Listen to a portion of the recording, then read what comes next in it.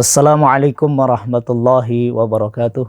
Waalaikumsalam warahmatullahi wabarakatuh. Bismillahirrahmanirrahim. Alhamdulillahilladzi faddala bani adama bil ilmi wal amal. Subhanaka la ilma lana illa ma 'allamtana innaka antal alimul hakim.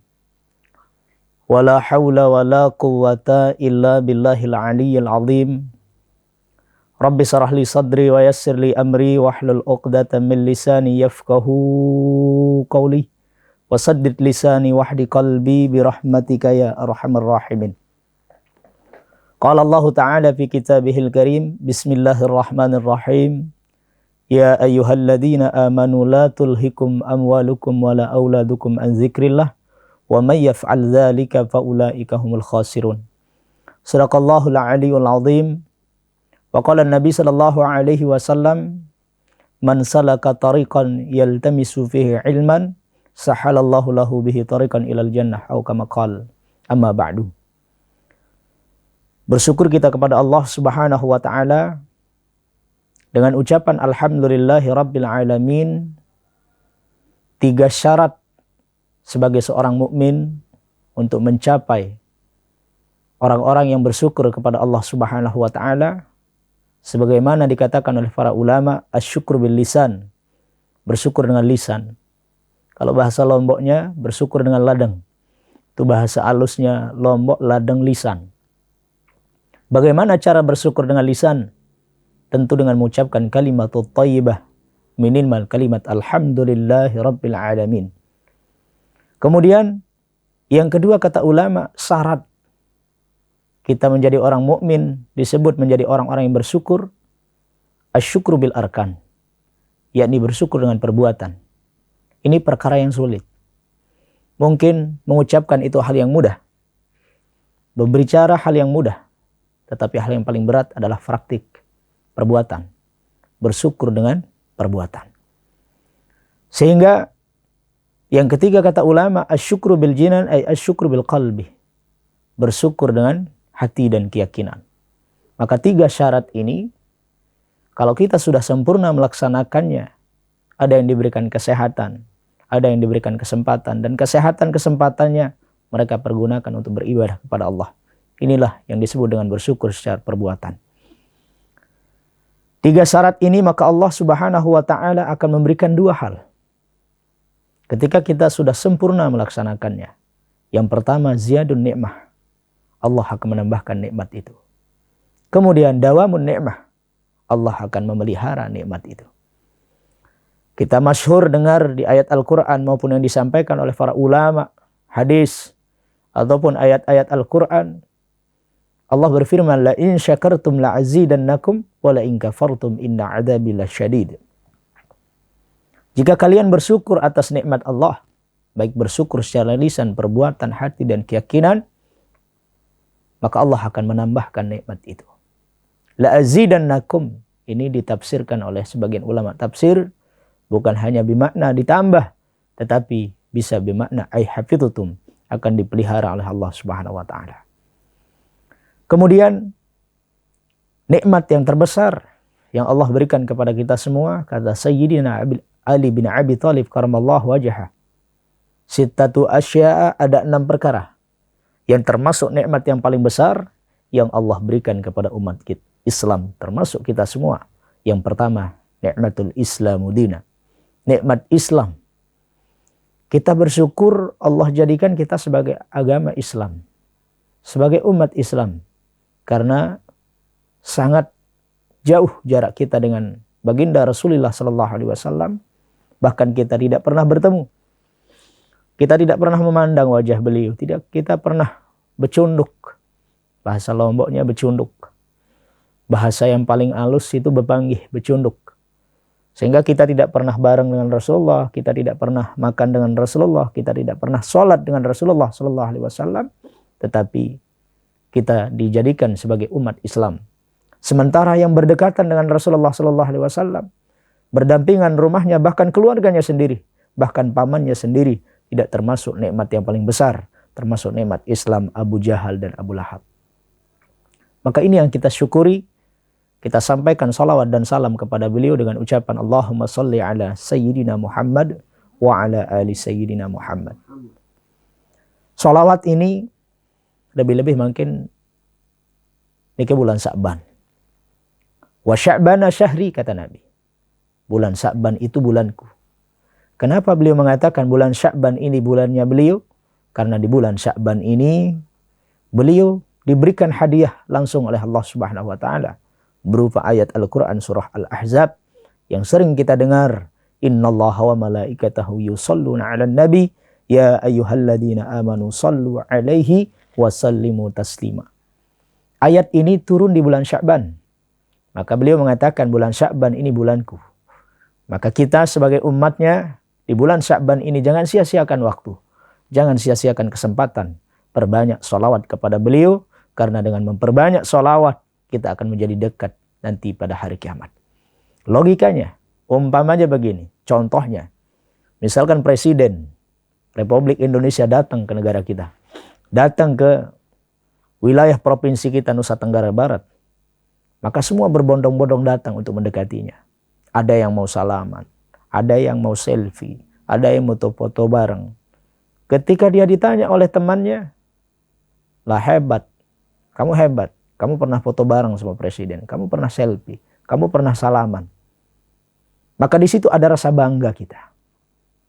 Pasti rasa bahagia, rasa senang, rasa bangga sa'wah mau bersalam. Rasa bangga sa'wah mau selfie. Selfie bahasa anak zaman sekarang itu selfie atau selfie. Selfie ya. Itu selfie. Pasti ada rasa bangga karena pernah berdekat dengan presiden. Itu baru presiden. Bagaimana dengan orang yang paling mulia dunia dan akhirat, baginda Rasulullah sallallahu alaihi wasallam? Kita dekat dengan beliau. Kita berdampingan dengan beliau, bahkan kita dapat selfie nanti kalau ada kamera di akhirat. Kita dapat bareng salaman dengan beliau, mendekati beliau dengan syafaatnya, syafaatul uzma, syafaatul kubra dari baginda Rasulullah sallallahu alaihi wasallam, tentu dengan kita perbanyak sholawat di muka bumi ini.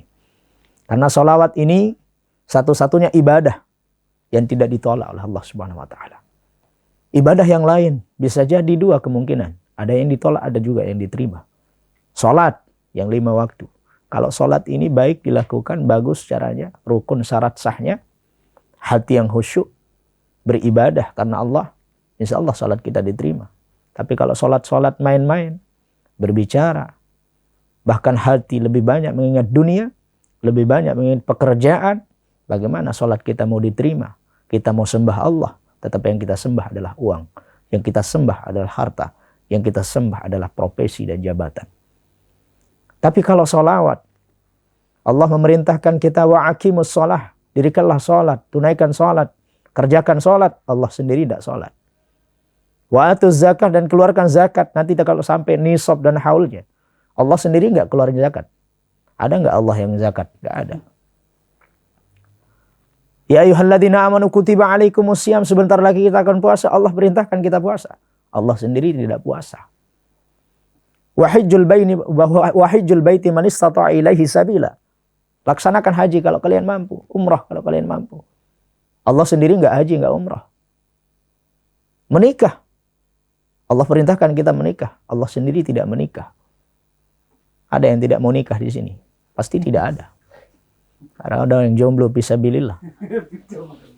Jomblo sampai Lailatul Qadar nanti datang menjemput. Insyaallah. Nah begitu. Sehingga kalau sholawat, sebelum Allah memerintahkan kita sholawat, Allah lebih dulu bersolawat. Mari kita cek ayatnya. Surah Al-Ahzab yang saya baca tadi di awal. Innallaha wa malaikatahu yusholluna 'alan nabi.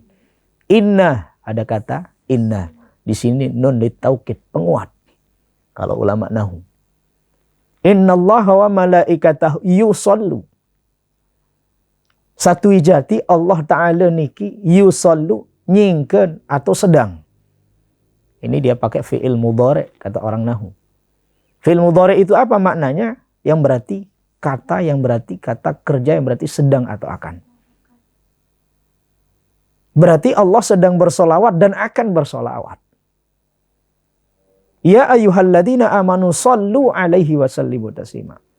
Kalau wahai kalian muslimin, muslimat, orang-orang yang beriman. Kita semua yang dimaksud. Kita yang beriman, kita yang Islam, kita yang percaya.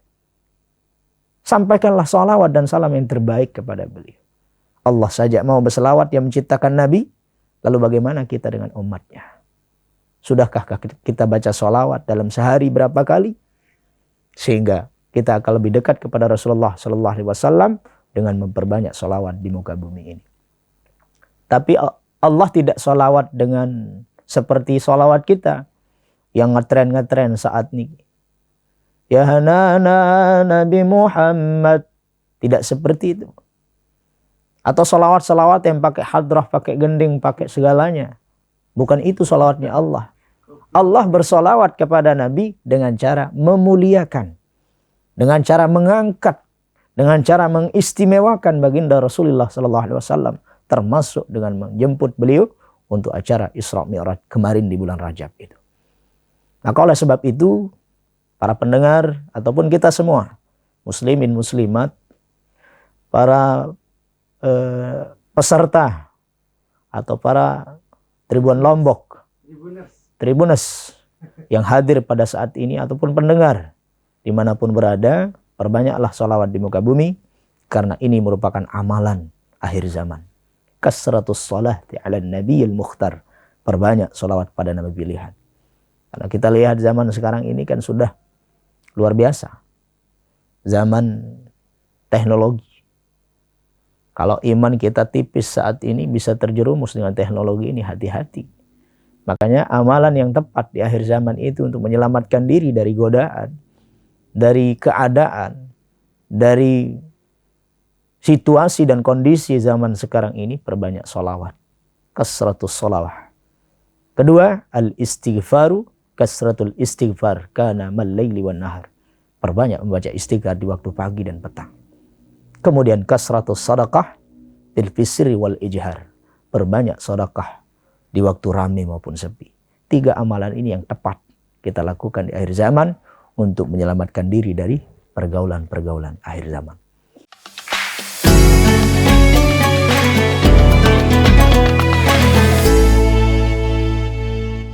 Terima kasih sudah nonton. Jangan lupa like, subscribe, dan share ya.